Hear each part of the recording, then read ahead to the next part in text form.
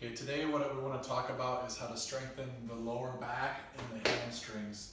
And they go hand in hand. A lot of people, because we sit for long periods of time, whether it be in cars or at desks, the hamstring muscles get actually very weak. And these are important to give us strength in the low back. And so one of the things that you can do that's really helpful, if you're at a gym, you can see a machine like this. This is called a Russian extension exercise.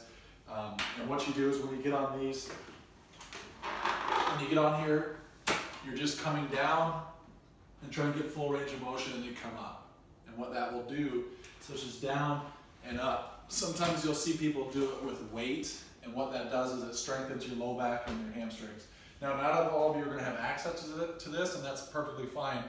The exercise that you can do for that is called Good Mornings, and it's on Max T3. It's on one of the lower body workouts. But the Good Morning is basically you got your feet shoulder width apart, knees slightly bent. You put your hands up by your head, and then you're bending at the hips. So you're essentially keeping your legs fairly straight, a slight bend in the knees, but you're bending at the hips, and then you're coming back up. When you bend, you want to keep an arch in your back. So you want to keep your back arched.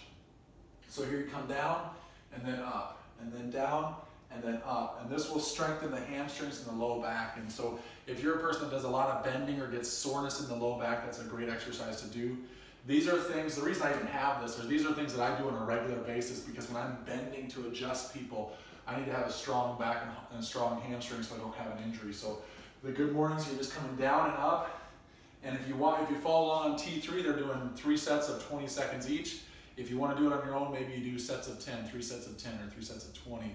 But if you're doing that routinely, that'll give you strength in your hamstrings and your low back. If you haven't done it before, start slowly, because a lot of people, your hamstrings are very weak, and you'll be sore the next day. Most people won't be sore the day that they did it, but the next morning they'll wake up and they'll be really sore.